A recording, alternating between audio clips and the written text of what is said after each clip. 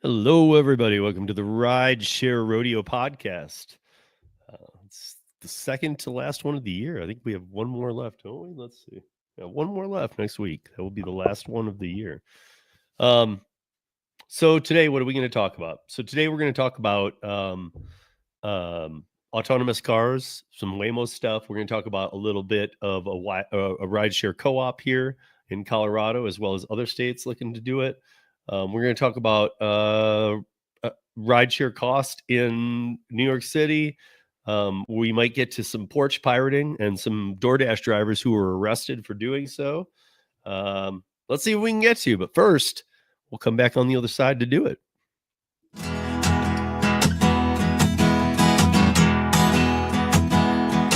Well, the midnight headlight, blinding on a rainy night, speed train up ahead, slowing down and taking no time. I gotta keep it rolling. Those in the windshield wipers snapping out the tempo, playing perfect rhythm with the song on the radio. I gotta keep it rolling. Hello, everybody. What's up? How you all doing? How's everybody doing? Hold on, making a couple adjustments here. This is kind of last minute. I always drop the audio podcast on a Tuesday. Never missed it, so I'm doing it here so that it still drops on Tuesday. But had something else scheduled, kind of fell through. But also, as many of you know, I have our dog has had a lot of stuff going on with his eye. He is on the mend. It seems like we will find out on his what should be his last appointment, just into the new year. So I think it's just a few days into the New Year's, his last checkup, if everything's correct. He can come out of the cone, all that. But we've been around for weeks, been doing this stuff. I've been trying to work everything I can around that. And when my son's here to be with him, it's been a struggle for all of us. So I'm beat. My voice is tired. So I'm looking forward to, 2025 is going to be the comeback year, because yeah, this year, I don't know. 2024 had its moments, at parts, but this was not the killer year, and I think a lot of us are going to see some good in 2025.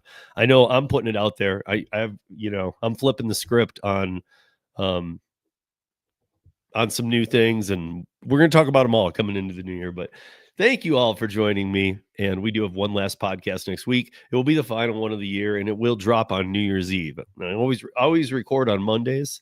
So if you are a channel member, you can always watch the live recording like this. This is being in less minutes, so I'm just doing it publicly. But you can always watch on Monday, watch it be recorded, and then it drops on all audio platforms on Tuesday. So let's go here. Let's see if we can get done today. And I think my voice is going to hold up. I think we're going to be good. So,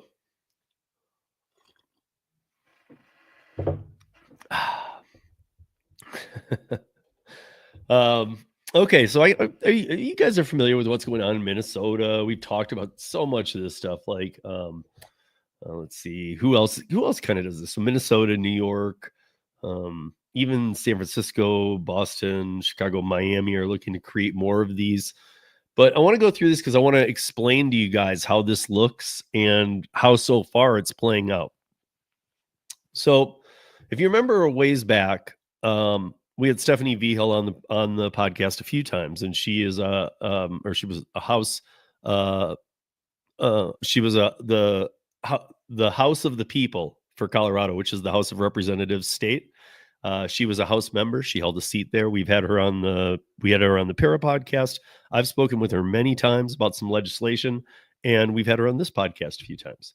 Her legislation passed, which was about transparency. So we're going to see that in the new year. We're literally days away from that.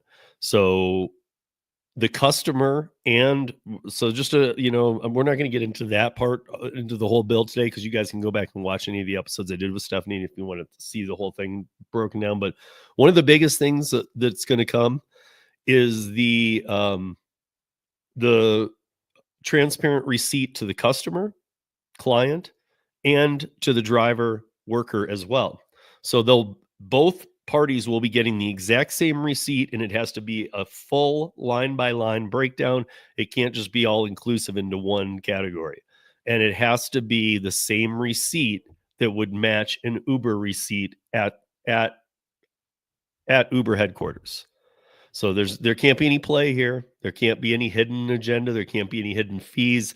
There can't be any stuff tucked into service fee. They're going to have to say what that service fee is, or at least, if it gets if they're putting more than one category into service fee, like if they're doing like 3 different service fees in there, and it allows them to be dynamic, they're going to have to break that down into 3 to allow you to see what's up.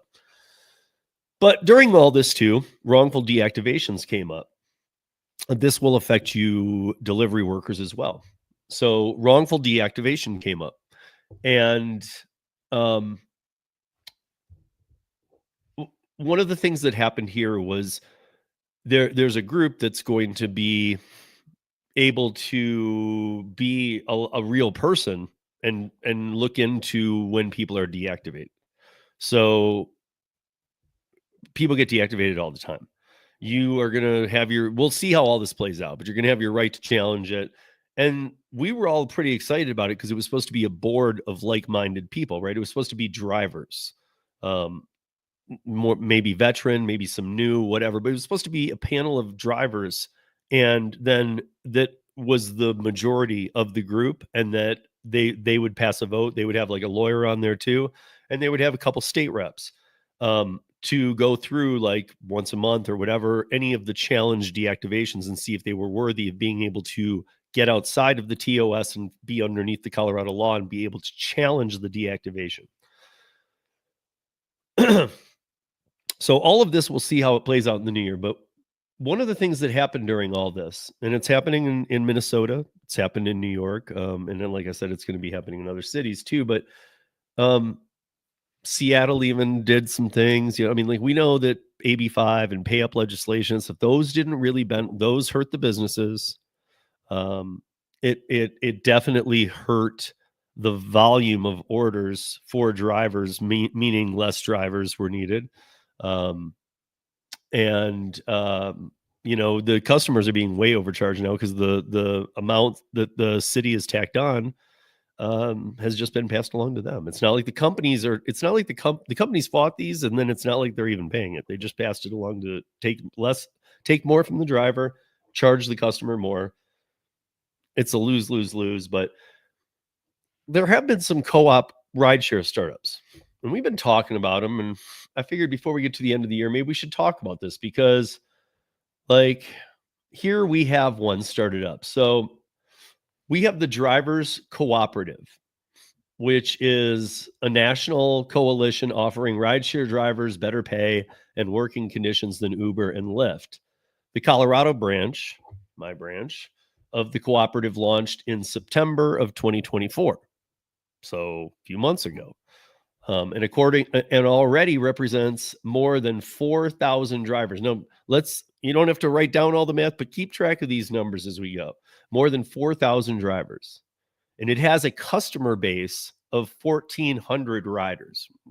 I'm going to challenge this a bit, by the way. So similar cooperatives have been organized in Minnesota, New York. And like I said, there's lawyers and people engaging in Las Vegas, San Francisco, Boston, Chicago, and Miami to do the same thing.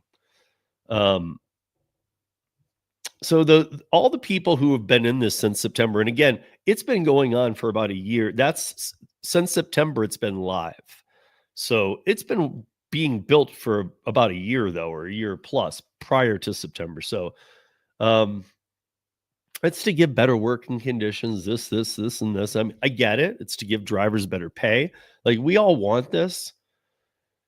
But let's see. I want to get. I had some notes on the bringing in Massachusetts too, but I don't want to do that today. So, let's see. So the medallions. Okay, so here we go.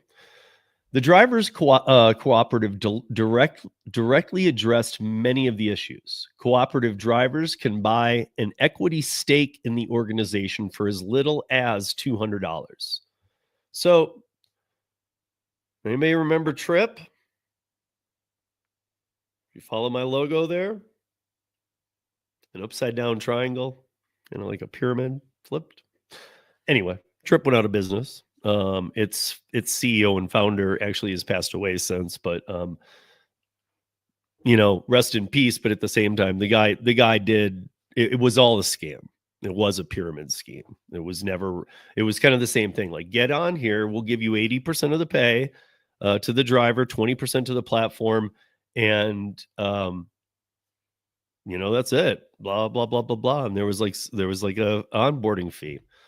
And it might have even been annual. I don't know. Or I don't remember if it was annual, but you paid something to get on it. And the problem is like when I said there's 14,000 riders, I don't think that there might be 14,000 people who have downloaded the app as a rider here, but I don't think there's more than 1,000 people at most using it here in Denver.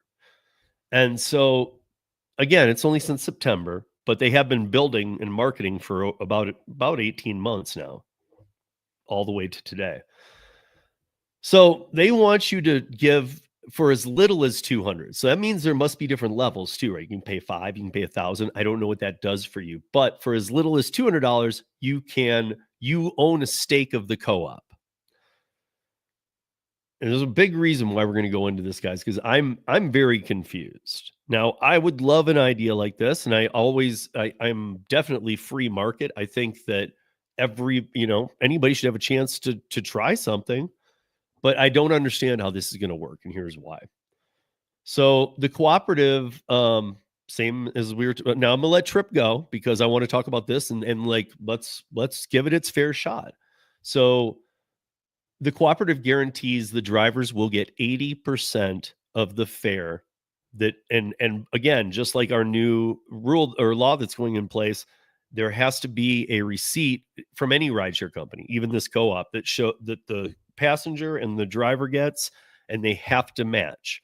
And it has to be the same receipt that the company will be filing in their taxes. So therefore, the customer and the driver, which is something we don't ever have really on the platforms, but you'll have these receipts. Well, now you will here, but like you'll on this co-op too, you'll have these receipts. But if they were to file the numbers wrong and got an audit, because it's one of the biggest problems has been how do you audit an algorithm? I'm sure we'll come up with a way over time, but we don't have one right now. So it almost allows cookbooks and all kinds of other bad players and bad scenarios. But if you can own a piece of this for $200, now as somebody who's owned a business, ran a bar, all these things, when you own a business, let's say you own 10% of a business, you take 10% of the profits if they're divvied out every month, every quarter, every 6 months, every year. You do take a 10% of the profits. But you also, if the business doesn't make money and it loses money, and let's say the company lost $100,000 in a year, and you own 10%. Not only are you going to not make money, most companies that are run well, that have multiple owners, are going to have to kick that money back up. So they have to get that 100,000 and put it back so that they're back at their par. So a 10% owner who lost $10,000, or who would have lost, isn't going to make money but lost 10 grand, he's going to actually have to pay that 10 grand back to his business. And I say this because if they're offering $200 to get you in and it gets you some small piece of the pie, you're still going to be an owner. So if it benefits, you'll make some money. If it doesn't, you'll have to pay into that. Now that's the starting point, and it goes up, up, up, up, up. So you can buy into it more. But 80% of the fees will go to the driver, retaining the remaining 20% for the administrative and overhead expenses. Transparency is prioritized, with riders receiving detailed receipts and drivers knowing exactly what they will earn per fare. But let's go back to that. So the 20% of the administrative and overhead expenses. I got to tell you guys, this is how Uber started. Like when I started Uber in 2015, it was an 80-20 split to the driver's advantage. Exactly this. And 80% of the money I kept. 20% the platform kept to keep it running and whatnot. Now, do remember in 2015, 2009 to 2014, when they started kind of going all over the country. But 2015, 16, it was still when it was still this split, the company, by taking the 20%, was not making any money at all. Uber and Lyft were not making any money at all. In fact, they were having to put money in, like we were just talking about. Their investors were having to put money in. And the reason for it was they were letting the drivers have the 80%. The 20% didn't even cover the overhead. But on top of that, they were spending twice the 20% operating capital on marketing and stuff like that. So the investors were having to throw hand over glove money at this because you couldn't have built out a market without first really, really promoting it. I mean, yes, you need passengers to have a business because you can't have a business unless you have passengers to ride in the car. But you can't have, you always need to have enough drivers. That's why they love having way too many, but you need to have enough drivers because if you don't, the passengers won't use it anymore. So it's a balancing game, especially when you're starting.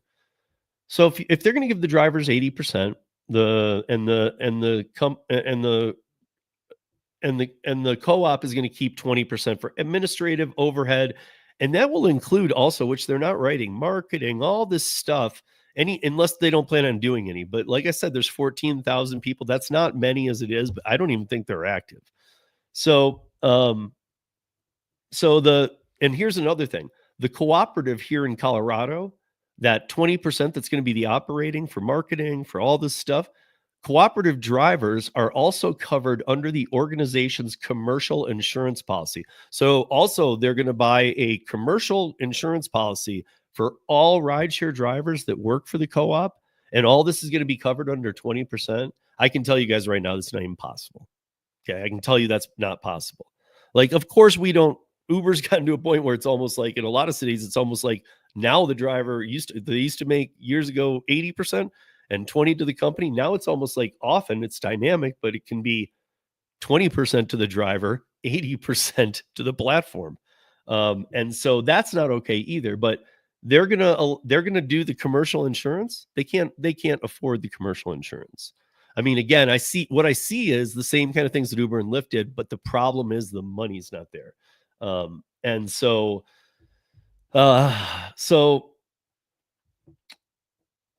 the Colorado branch launched with $500,000. So when we launched the drivers cooperative here, we had $500,000, or they did, right? They had $500,000 to get funded and started. You would think that might take them a little bit at least. I mean, money goes quickly in that kind of space, but you would think that would do something, right? I mean, especially if they're just bringing in people as co-op. And it was donated by local foundations and things like that. So now the cooperative has found itself in a jam though. And so September, October, November, December, 3 months since they launched, and the cooperative has launched a fundraising campaign to raise $30,000. They were supposed to hit the 30,000 by the end of this year. They are just under $7,000. I know, I mean, all money sounds like a lot, but when we're talking about this cooperative that's going to be taking on Uber and Lyft, first of all, how? They're going to do this based on fares where they're only going to take 20% of the fare, the driver's going to get 80%, and they're going to pay commercial insurance out of that 20%. They're going to pay for this, and all the day-to-day stuff, right? Well, they already ran out of the $500,000. They're trying to fundraise $30,000 that was supposed to be funded by the end of the year.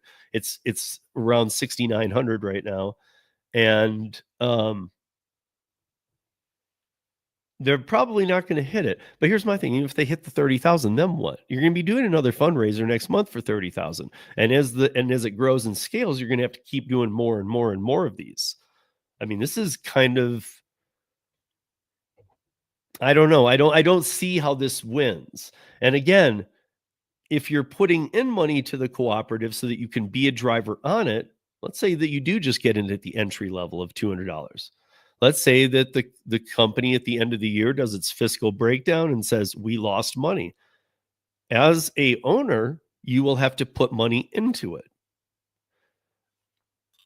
Now, if you could rage money and make a ton on it, then great. Maybe that will happen. And sometimes businesses take a while to take off, but we've seen a lot of this happen. It's very hard to fight these giants.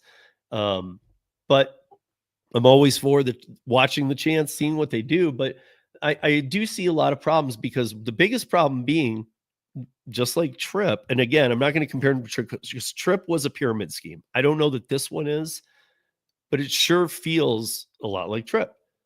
So,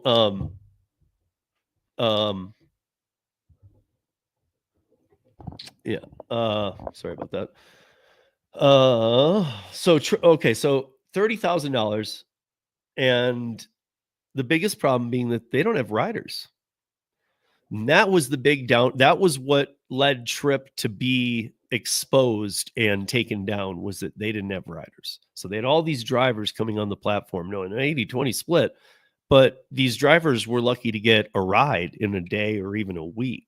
Depends on how much they worked. I mean, I know some drivers in Texas who were using Trip, who they only worked about 20 hours a week doing rideshare prior, Uber and Lyft.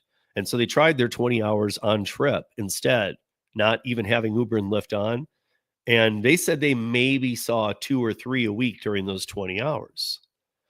Again, you can't just have drivers sitting there with nothing to do. You do have to have the balance, because you have to have enough drivers always for the customers. But if they're going off, here's my point. If they're going off 14,000 people have downloaded the app, again, my guess is that it might not even be 1,000. It's like 700 to 1,000 people using the app.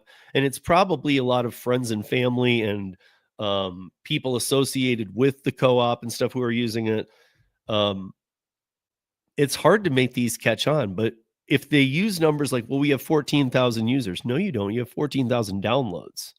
Somebody's not a user until they use it once. So if it's the downloads, it's really not going to help you. And I'm not sure where these people are hoping things go. I'm confused. I'm very confused what will happen here. I was waiting to see what this language was going to look like, because hey, I mean, this is kind of what I expected. I guess I expected a little more, though, but I think we all we're all learning to get our expectations in check, right? Because we know these gig apps, they might try and meet some criteria, but really in the end, it's about money. And it's not necessarily about out to get you, but they are finally going to have to start making some money. And so that's why a lot of things have been changing. And that's why a lot of people are jumping spaces and all this stuff. Okay, so let's see. Let's go with this one, I guess. I don't. Oops, wrong one.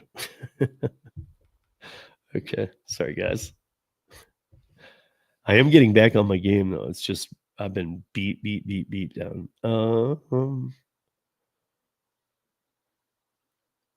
Okay, so the Waymos are starting to come out all over the country. They're coming out. They've already been operating in San Francisco, but they don't take you directly to your house. They have like a path they have to follow. So it's almost like a bus in some ways. Like you have to get off at a certain point and walk the rest of the way. But that's because it's been testing. Waymos have caused a lot of problems. They don't operate in bad weather. In San Francisco, Governor Newsom put them in, but everybody else wants them gone because they paid the city, which pays the state, to have them in there. But the problem is that like for some reason they've been, I don't know why they do these exact things, but some of their learning, their AI learning, has just led them to, this is what they do, is they block firehouses, like the driveways where the trucks come out. And in San Francisco for a while, they were trying to move them, all this stuff. Now they don't. The fire trucks just hit them. They just hit them. They don't care. That's the fire wants them out. Police wants them out. The mayor wants them out. City wants them out. They're very dangerous. They don't work. They're very expensive.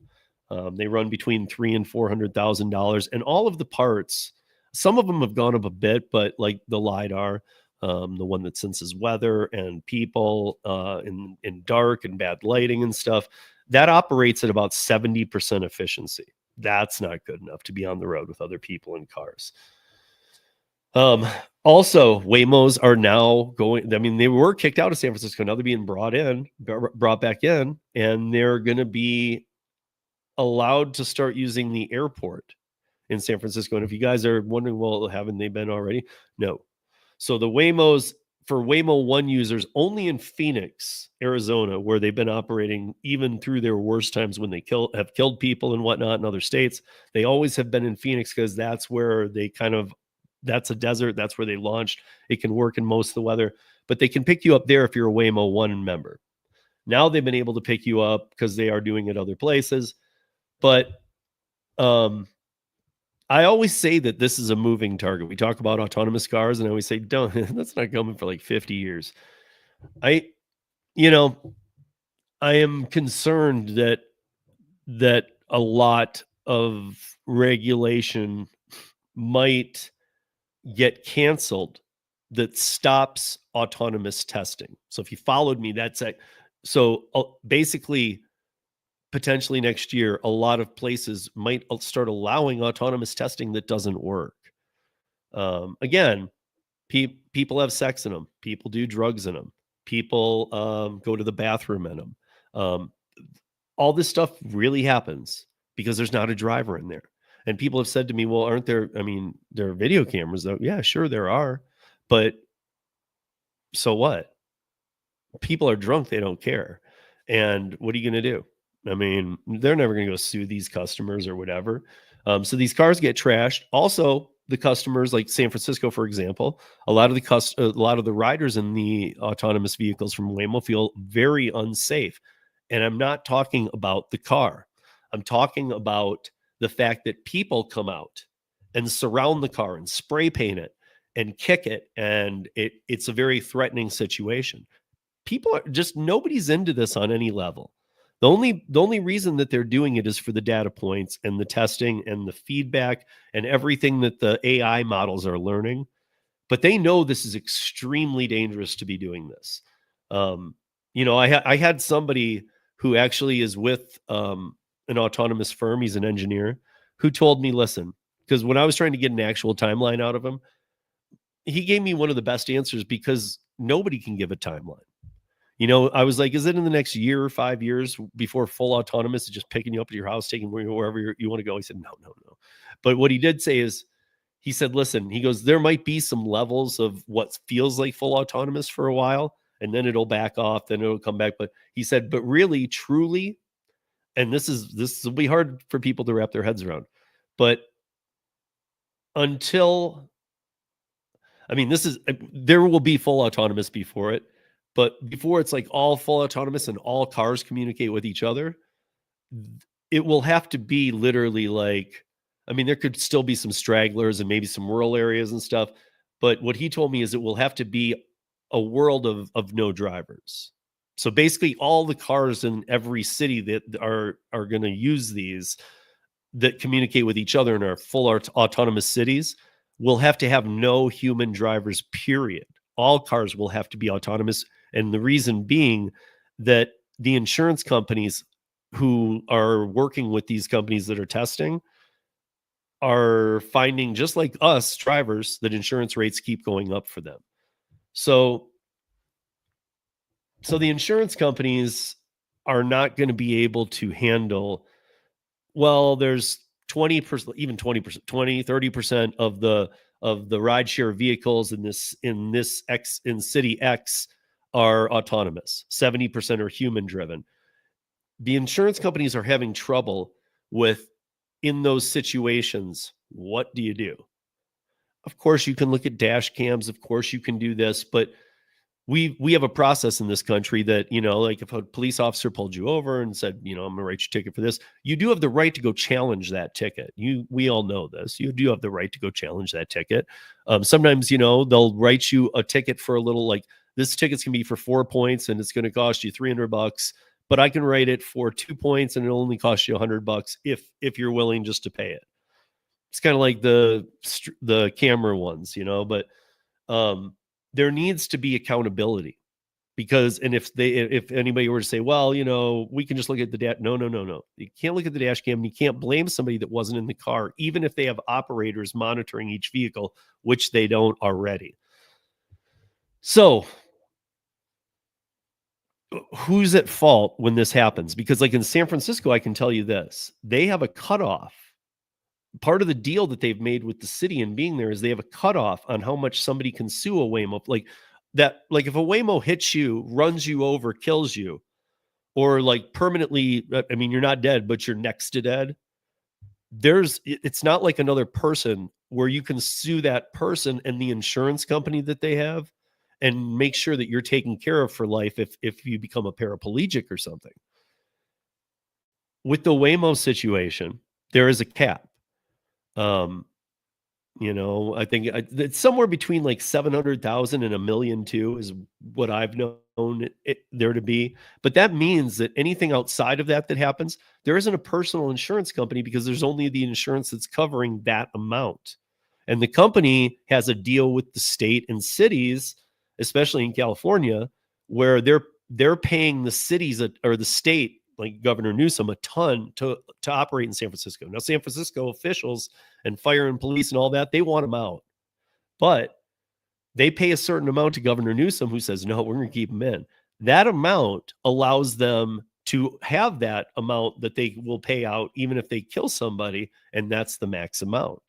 But if it's a human driver, you can sue them for more. The insurance companies are finally starting to not be down with this. There have been a lot of autonomous startups this year. There have been a lot of autonomous companies that have gone under. There have been a lot of sellouts. Waymo's the one that's always been back and forth. Alphabet Waymo, just kind of bouncing back and forth and trying to ride with the times. So they're kind of the one that's still like going to be in the limelight and be around. But are they safe?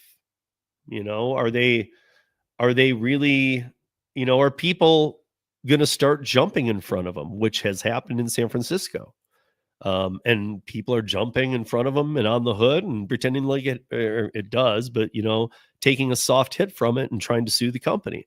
It's getting very weird, and people are spray painting them. And I mean, the cleanup alone, again, like I mentioned, these ones that like when they say they'll go out all night, who's going to clean them?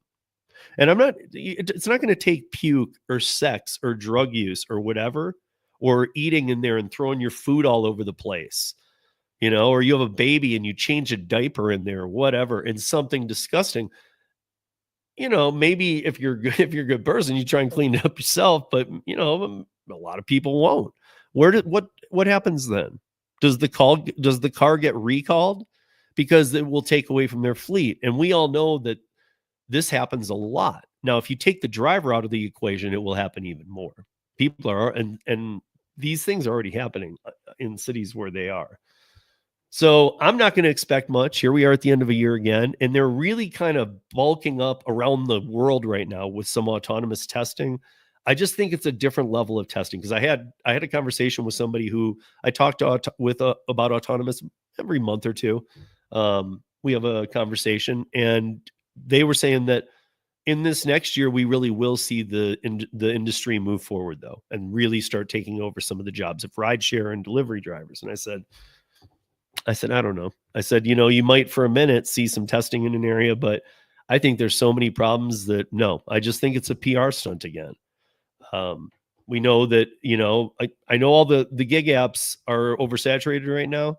Rideshare doesn't pay what it should, but rideshare is in need of drivers right now. It's not, maybe some cities not, but even big cities, some big cities need rideshare drivers, but they're not paying what they used to or should or anything close.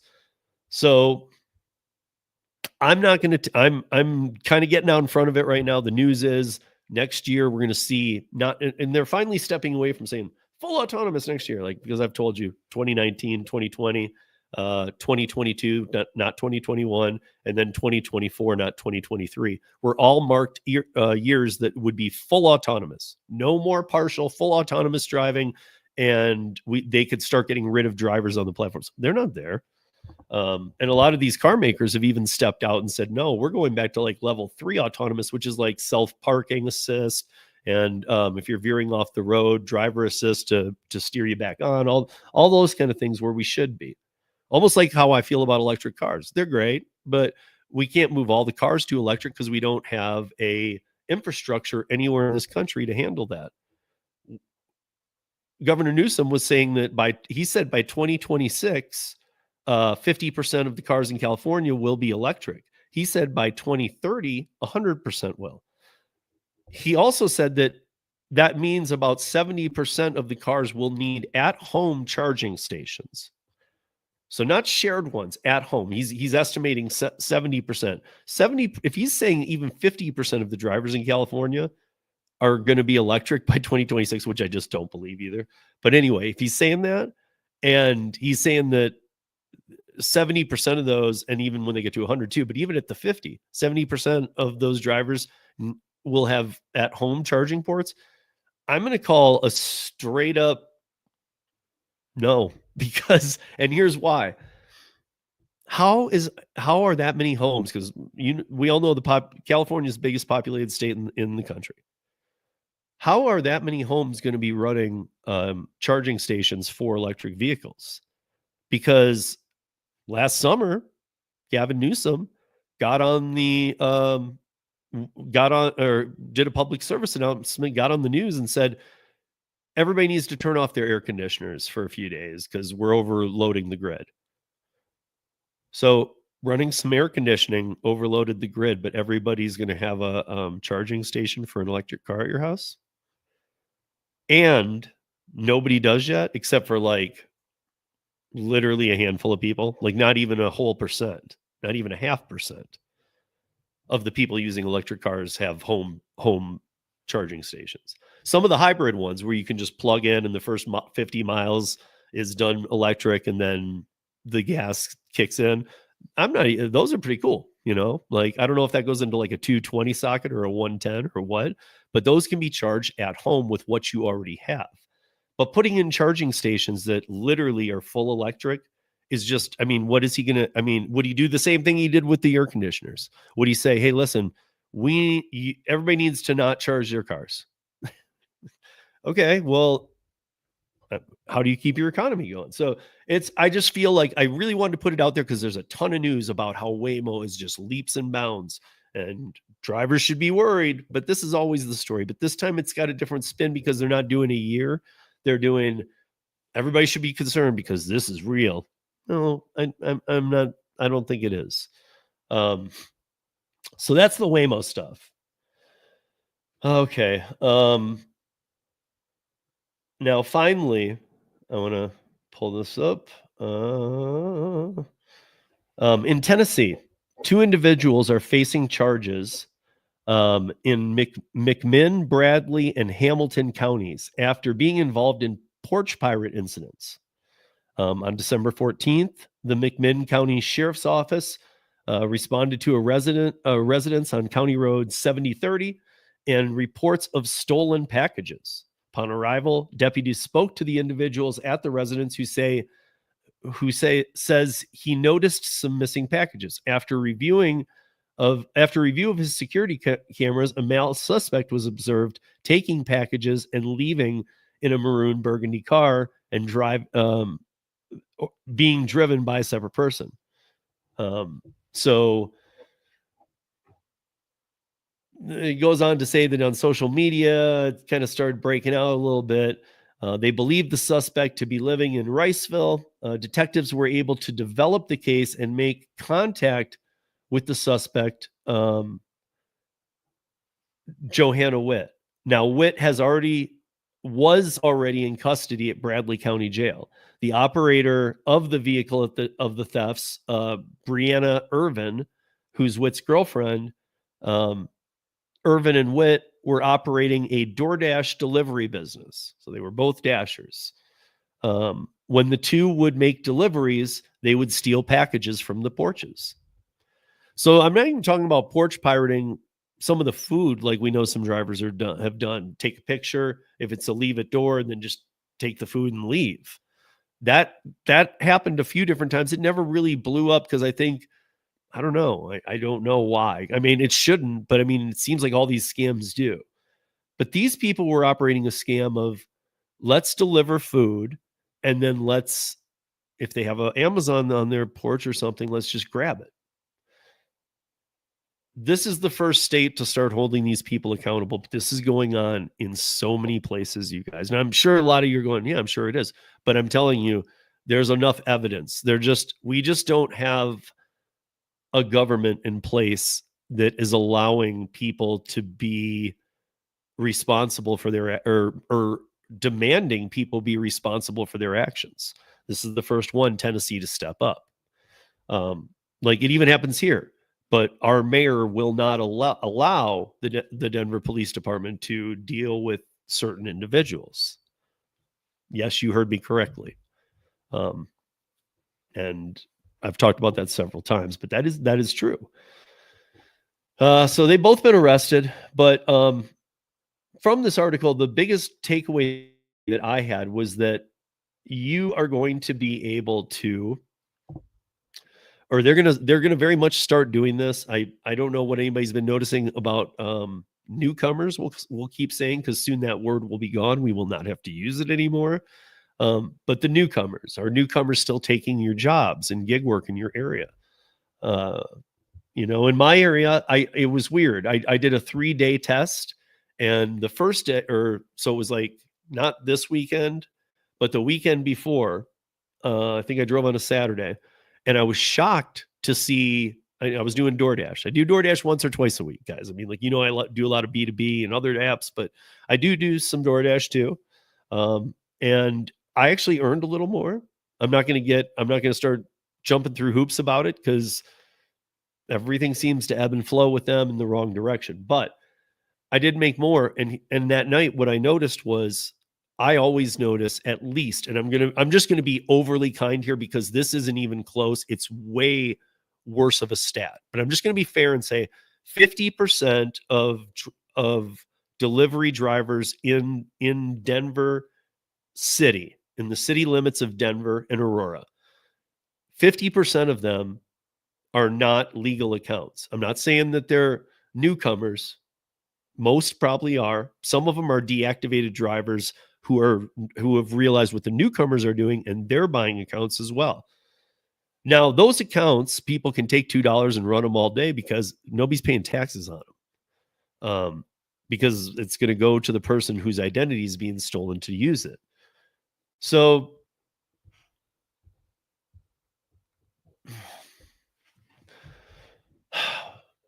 what's to do? So I don't even know. That first night, I want to say like about 10 days ago, I want to say that I saw, I don't even know, maybe none newcomers. And that, guys, you got to understand, in my market, that's huge. That never happens. Never happens on any given night. So I saw like none. And the volume was good, and they weren't bangers, but they were good. Not great, but there were some offers that are not the normal ones I see coming through, and I actually was able to take way more offers than I would normally would, and I didn't have to change what my metrics are that they have to meet for me to take them. So that was good. Tuesday night, I dashed for 2 hours, a scheduled one, and I think I did a Walgreens and then like 3 deliveries from restaurants. At every one of the 3 deliveries on Tuesday was more than 50% newcomers doing the deliveries. Now remember, the newcomers can't, I'm being very candid here, and I'm being very clear with you guys. This isn't being mean. I'm not being mean by saying this, but the newcomers can't work the platforms. It's illegal. And here's why. If you're thinking, well, maybe some can. No, they can't, because they're not allowed to work in this country. So, I mean, yes, there's a hand to go, you feel somewhat bad for them, but at the same time, they're not you can't just do whatever you want. People are getting worried about their homes getting broken into, and here that happens. We are having all kinds of problems with the gang. You guys are probably familiar. I won't say its name. But even Delivery TV, my friend, and shout out to Luis. What up, Luis? Luis is my boy, and like him and I talk about it all the time. He's from Venezuela, and he knows how bad it is. It's just as bad where he is in Houston. So I saw them out on Tuesday in hordes again, and I was like, what the hell? I went out again Friday. I saw a couple, and I was out for about almost 4 hours Friday. So I saw a couple at some places, but nowhere near the normal, what I'm saying, 50-50%. Nowhere near the 50% were newcomers.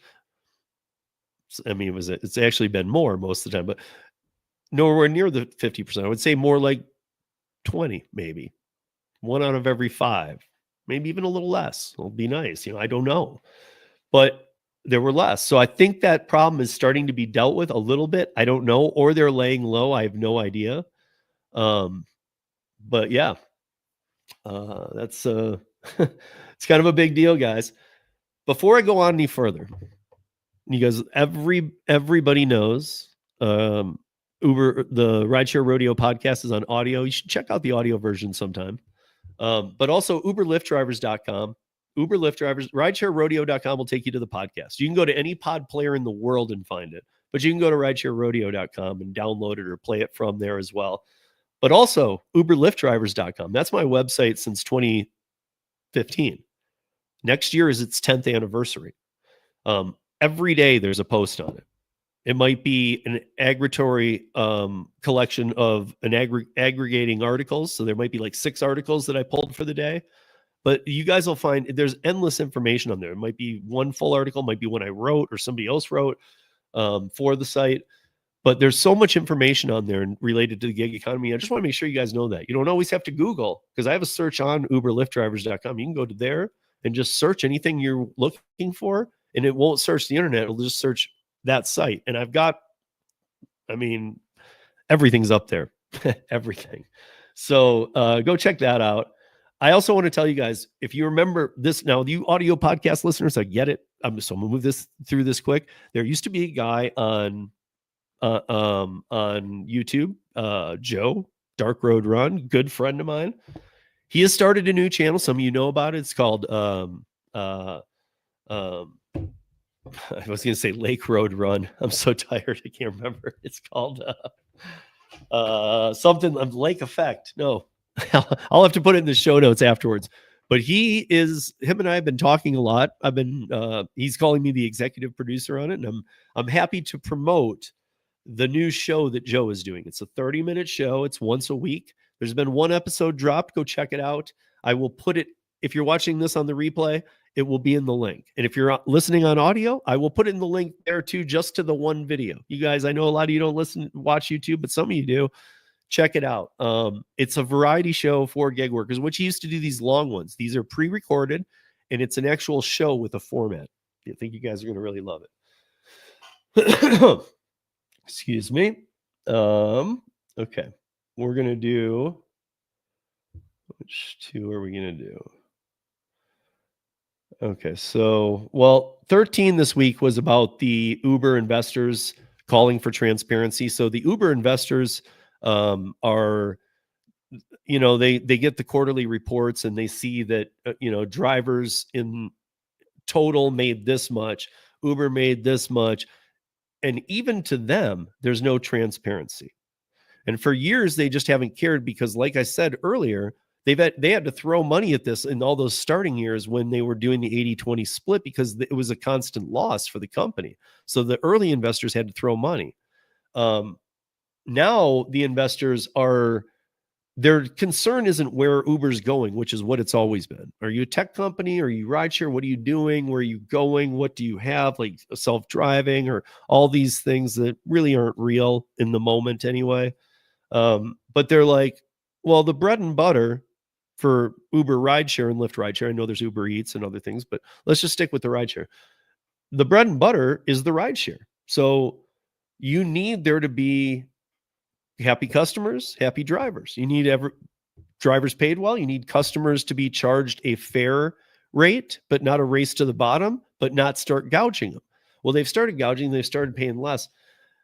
Now the investors are concerned. Listen, if the core of the company is rideshare, and if you're doing this split with the drivers, however you're doing it, we aren't seeing in the reports how much is going to these drivers. We need to start seeing that. And Uber has said, well, we're not going to do that. So there's a group of investors through a shell that are now suing, or they're before the quarterly earnings next time. They want this transparent. So they're actually investors, and they're going to sue the company to have to be transparent with the investors. I mean, this is the all-time low for the company in my book, because I don't understand how you would go into an investor meeting that trades on the Dow or the NASDAQ, but Lyft is on the NASDAQ, Uber's on the Dow. I don't understand how you could be a company that is publicly traded and not and to your investors, you're not reporting honestly, and you're not being transparent. And when they asked you, listen, we need more details than just, hey, here's what the drivers made. No, break it down, because their concern too is we need to make sure these drivers can afford to, like, can afford to have a life if this is what they're doing for work. Because if they're not, and this is part of this, what's going on here, we don't want to be invested in it. Makes total sense, right? Why would, after all these years when they can't even make a profit anyway, if they can't show that the drivers are going to get more, or that the drivers can live on what they're doing, I don't think I mean, I wouldn't want to be, if I was an investor and and that's what I did for a living. I had a lot of money and I was moving it around all the time, unless you're a hedge fund guy. But like, if you're looking for real investments, I wouldn't invest in that. Not a chance. I mean, that's a broken model out of the gate, and it's not transparent. And all of this got addressed in this episode too, if you're just joining us. I mean, and the algorithm can't really be audited yet. Like here in Colorado, we'll see what this receipt thing does. But it's like there's backlash for everything that's done. There's a committee spearheaded initially by Virginia Fox and some other senators, but now there's other senators on board who are very much pushing the Uber RICO case. Like I've been telling you, the Uber RICO case is moving. RICO cases take a decade sometimes when they've been done against crime families or things of such, because they had to go through paper books and this and this and this. And even though there's an algorithm, they can get down to, where's your brick and mortar? Where are your employees? Where are the humans that work here? And the RICO case is moving much quicker because of that, because there aren't as many, because everything is done on these computers. And so even without getting into the algorithm, the RICO case is already moving at a much higher rate, because what they've realized is you don't really have many employees in the big picture. And you're telling me that all of the information that we need is in this computer with this sketchy algorithm. Well, they can't get the only way that they're getting that information is saying we need this, this, and this, which normally they would just go pull the books from a company if they're conducting a RICO case. But they can't do that, because there's probably books, yes, but what they really need is the algorithm. But they also need it to make sense. So they're kind of like going to the company and getting people to help them in the company and saying, we need this data. And what's happening is the company is reporting back data, like almost, I'm sure it's computer and stuff, but almost like it's handwritten. Okay, here's what we looked into it. Here's what we found. Well, wait a minute. Where's the proof to back this up? Oh, it's in the algorithm, which you couldn't understand. This has really pissed off the team looking into this RICO, by the way. DoorDash is facing some major lawsuits in the new year. And I can't believe, like I said, I did see a little bit better pay last weekend, not this last one, the one before. This one, not really so much. Couple of barely decent orders. On Tuesday, there were still newcomers out. So, maybe they're trying to get things a little more together, but what they're going to be asked to do in the new year, they're nowhere near. It's literally like you can't have they're not going to want them to have a tier system. They don't want them to have top dashers, platinum, none of that stuff, because you can't have that metric and be an independent contractor. And I've always said that, but maybe some of you have said, I don't feel like an independent contractor though, like a true one, because I work these apps.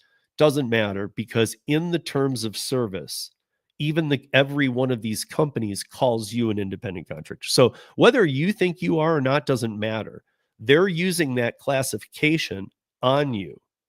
So whether you're optimizing it to be your own boss and do that is up to you, but they are using it against you. They're saying, hey, check this box. And we always know there's things in there we don't like, but in that box, it says we're independent contractors. I like that because I'm a traditional one before all these gig apps were around.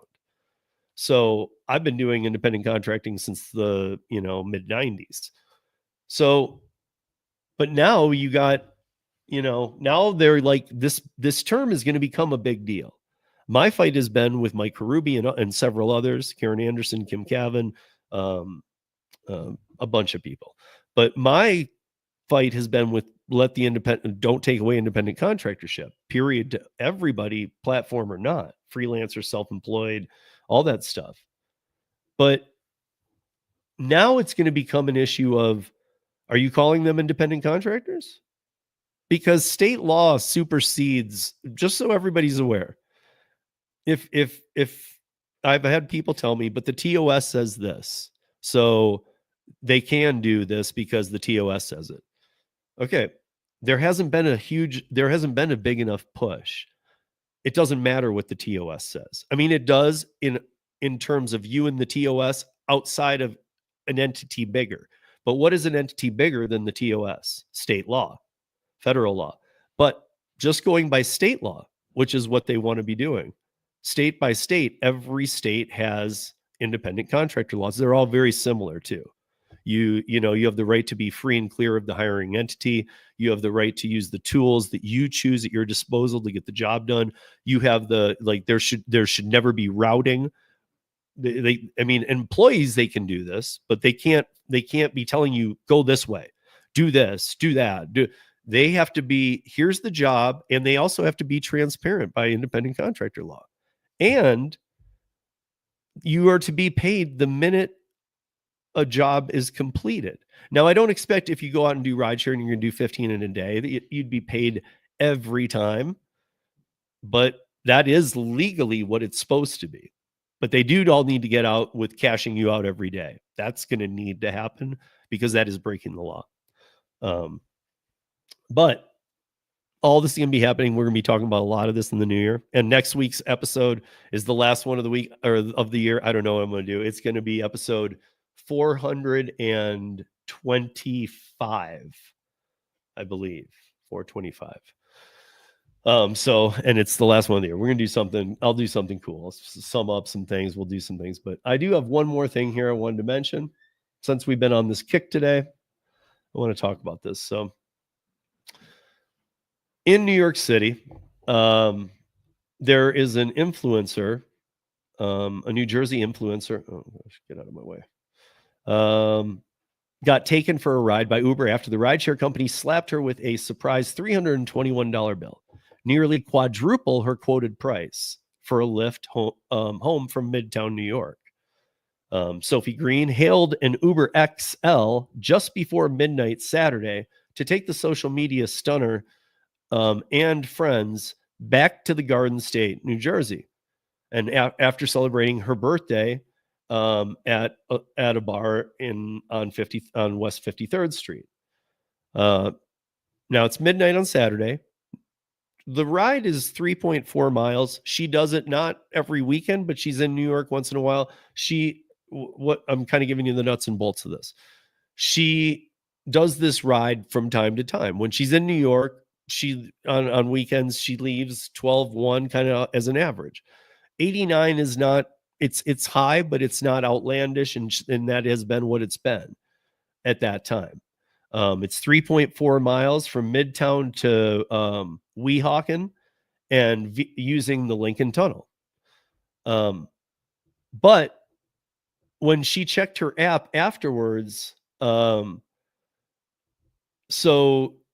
there was a huge bill. So let's get to the details of this because it's really strange. So we didn't have control over the situation. It's not like we were telling him to make stops and doing all these things to slow down their trip. She wasn't saying you have to stop here and let this friend out. You have to do this. It was pick us up here, take us here. Nothing else you have to do. None of the weird stuff none of us liked.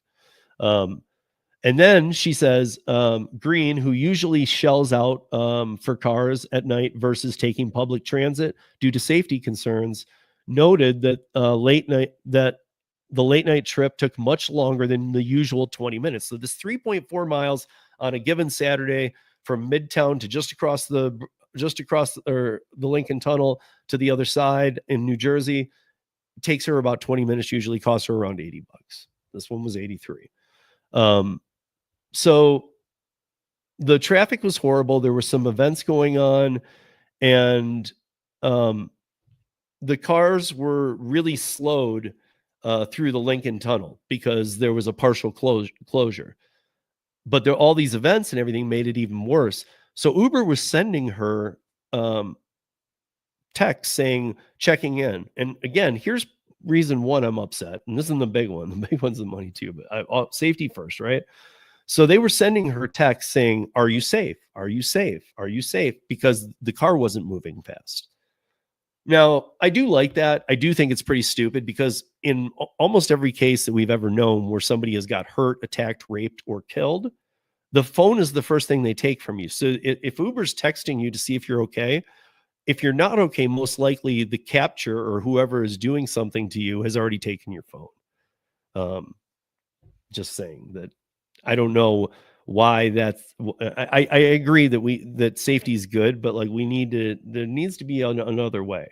I don't have the answer for it. I've tried to play other ones out and see if it would work, but while Uber sent updates checking in with her safety during the bumper to bumper crawl through the tunnel or to the tunnel, it gave zero warning about the triple digit surprise to come. They did text me multiple times saying, it looks like you've been stopped for a while. Are you safe? But there was no letting me know about the price change. So she accepted it at what again, guys? $89. Okay. Well, when the ride ended, she was and this has been happening all over the country, by the way. Uber used to add on a little bit for time. I'm talking like $1 or $2 to the customer for like even like big blocks, 15, 20, 30 minutes if the driver was stuck in traffic or so. But I mean, first of all, they shouldn't be doing that anyway. It's traffic. You quoted them a price. I mean, again, this is your customer and you're not even being transparent. You're not being with the driver. Just the actions of these companies have gotten so out of hand because it's a space that's not defined. It's not the traditional independent contractor. It's a hybrid. But this $89 or $83 trip that she was taken and that she accepted, that was the agreement. It came through to her phone. She accepted it. The driver came. That's a deal then. $83. And I don't want the driver might have made only 30, but that's a deal with her and the app. When she got home, it took an hour and 40 minutes. And her bill was $321.35. So just under 400% of the quote that she accepted. Now, again, this is going on all over. Green immediately began trying to call to dispute the tab, but the rideshare company didn't budge until she posted her saga on Instagram Sunday morning. And I'm glad it's not a TikTok story and it's an Instagram story. Because a lot of TikTokers, who knows? A lot of people claim that it's not real, but some of them are. You just got to know what you're looking into and kind of try and back it up a little. But she posted about this within 30 minutes because she's a big social media person. Within 30 minutes after all the calls, the rest of the time, within 30 minutes, Uber refunded her the original quoted price of $89. Now remember, she was quoted $89. That's the deal. She accepted it. She got charged $321.35, but Uber gave her back $89. So they gave her back the quote. But if you take 89 from 321.35, I mean, you're looking around 250 plus. That was the difference. So basically what they did is they said, this is going to be an $89 ride. It turned into $321.35. Most people can't even fight that and get it brought down. She did because she's an influencer. So they did pay her the $89 back. Sorry. So here you go. Here's $89. Well, that was the original quote. I paid $321. So if you give me back $89, it still means I paid $250 plus. I agreed to $89. They're probably thinking a lot of people won't notice, or, and this is the woman Green again talking, or because of this time of year, everyone expects it to be more expensive. I couldn't agree more. People don't look at these bills a lot, and that's why they want you on Uber One. That's why they want you on Dash Pass or whatever these whatever these incentive things are. I'm not sure for the Dashers. I can tell you this: the customer thing that they offer for Dashers is the number one canceled thing. If you guys are familiar with Rocket Money, you know what Rocket Money is? It's an app that checks all the subscriptions that you have. It finds them on all your email addresses, and it says, oh, here's what you're paying, and you can cancel it right from Rocket Money. The number one app that is deleted after found on Rocket Money is DoorDash. So somehow people are getting snuck into DoorDash because they see that if they sign up for this DoorDash program, they will get this order that's really expensive, that they're looking at, for 25% or free, right? So they sign up and then they forget to cancel it. And it really adds up when even if you're using it, it doesn't really it's not going to make up that money. So if you remember last year, Derek Khosrowshahi, the CEO of Uber, was stunned. He was absolutely stunned to hear a journalist forked over $52, including tip, for a 3-mile ride across Midtown to their interview. So he said he was stunned that a ride was $52. Now, this was one in the rain. I don't know if you guys remember this story, but if you don't, it was all about a surge. But okay, this was over $52 and it's a year ago. Now this one's over $329 and it's still so anyway, he said that he was shocked by that. Since the surprise bill, Green said she's pumping the brakes on Uber. Now she said she's going to use Lyft. I got to say, I don't think Lyft isn't doing it. They're just doing it differently.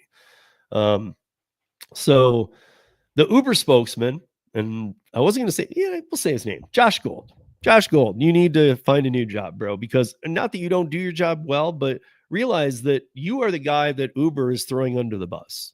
Josh Gold, you are the guy who Uber says, get out there and lie for us every day. Now, I would think that, eventually, even if you've signed all the right documents, had your lawyer look at it, this company is known for kind of being able to get out under people and make sure that they're the fall guy. So I would never be the spokesperson for Uber. But he said that Green was one of several riders whose Uber trips were delayed due to construction on the Lincoln Tunnel and were hit with sizable fare hikes due to longer rides. We understand riders' frustrations, this is all a quote, and have issued partial refunds. Wow.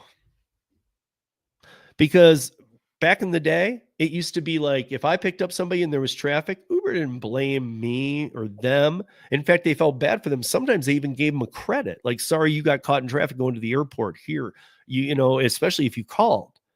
But now they're saying, wait, there's traffic. We're going to charge you 4 times as much because you're taking one of our cars off the road for almost 2 hours. But the driver didn't get 4 times his pay. He didn't get 2 times his pay. He didn't get 1.1 times his pay. He got the pay he accepted. Do you want this ride? Whatever it was, here's how much you'll make. And Uber charged her $89 and said, do you want to take this ride for $89? She agreed to that. So the driver and the rider both agreed to some terms. The driver got paid $30 to waste his time for 2 hours. The rider got just ridiculously held over the coals, 400% payment, and then gets back like 20% of it or 25%.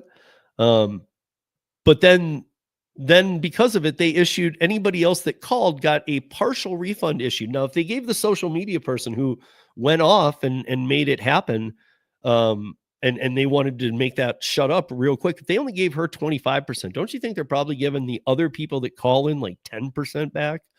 Again, where's all this money going? And where did you get Uber? Where did you get the okay to take some?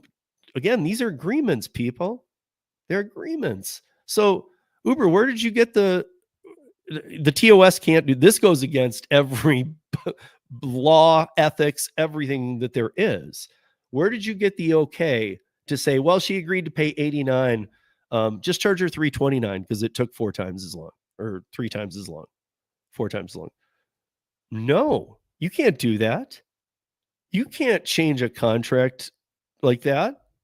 You can't, and if you did, you'd have to have something that says a time basis. If you are, if you know, if it's 20, if it takes twice as long, you pay twice as much. It would have to say that. They're not ever going to write that or make a customer do that. They just sneak it in. So in the next year, we're going to see a lot of this being corrected because guess what? Finally, a lot of lawmakers get it. A lot of people get it. And these attempts, like I applaud the effort of the Seattle pay up legislation. I applaud Prop 22 trying to do something in the midst of AB 5 because that was a very different scenario. Shout out to my man Lenny Sanchez, who kind of helps drivers in Chicago in a big way. I've known him for a long time. Shout out to him, and shout out to all the people trying things to help driver pay. But we've learned from these models and they're not good. Yet still people go visit California that run other states and are like, yeah, that Prop 22 looks pretty good. Let's do that. Really? Because it's actually a complete failure. Just saying. And so that's where we're at.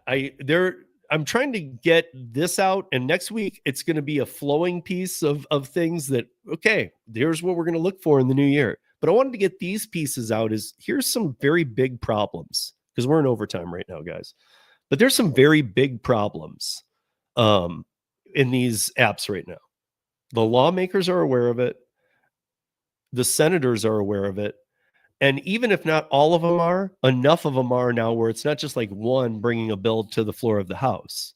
It's one getting 5 other people to write the bill and bring it to the floor of the House in their state.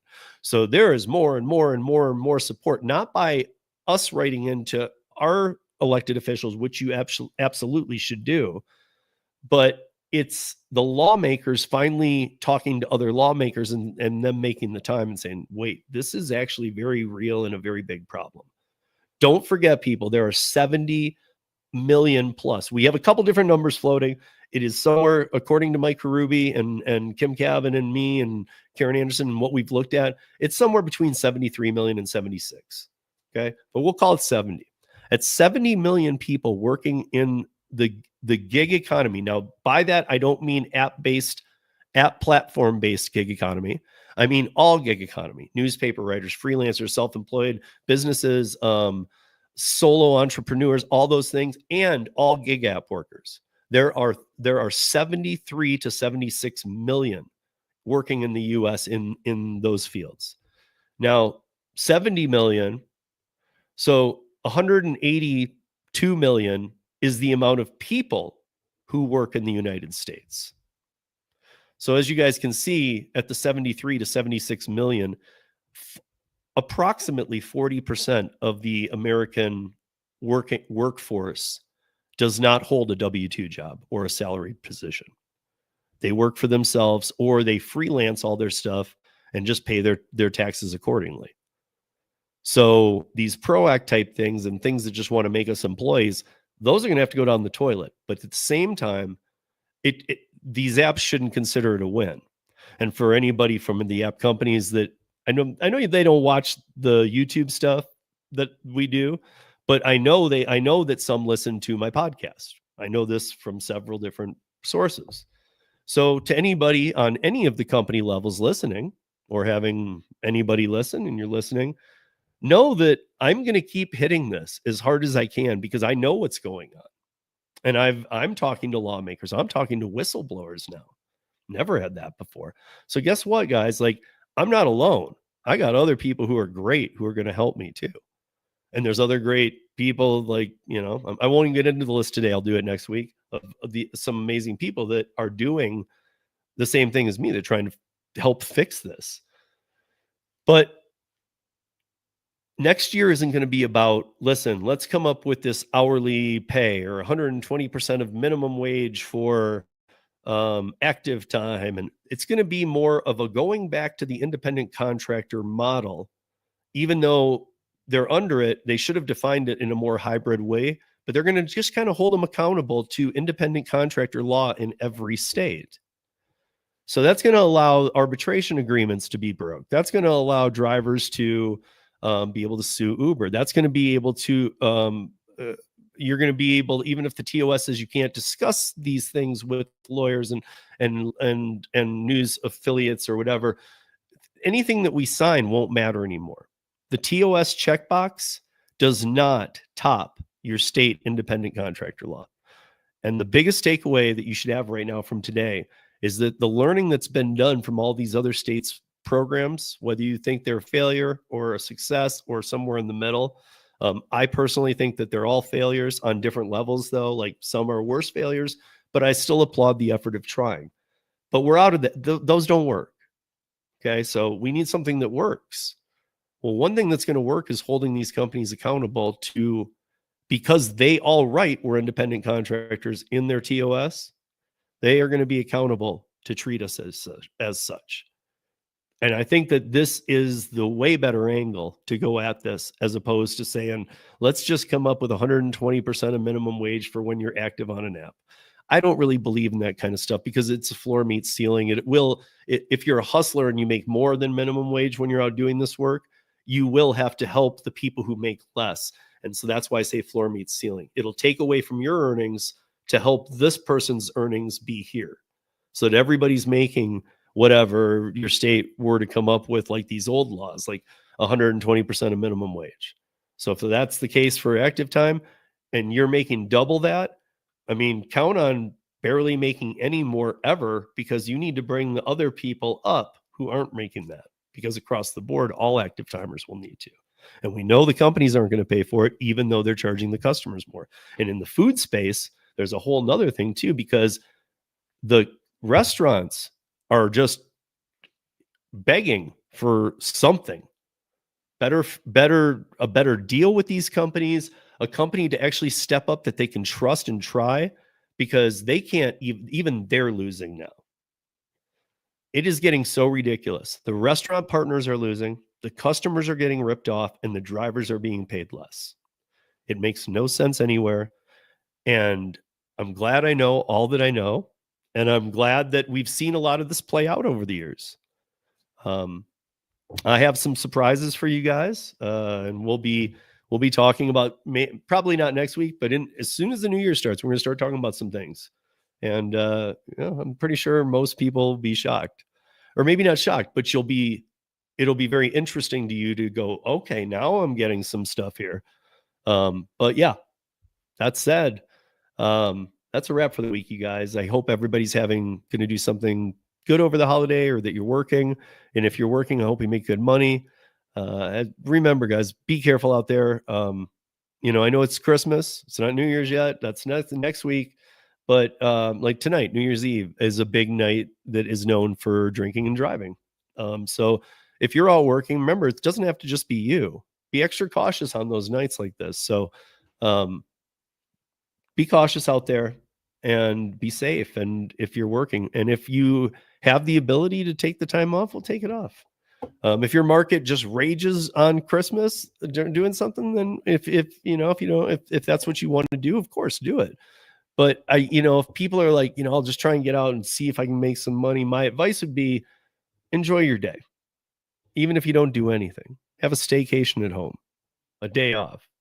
You know what I'm saying? Because a reset helps quite a bit sometimes. So that's a wrap. Thank you all for listening and watching. Until next week, be safe, earn smart, be good to each other, and we'll see you back here next week on Rodeo. Peace. She was just a baby.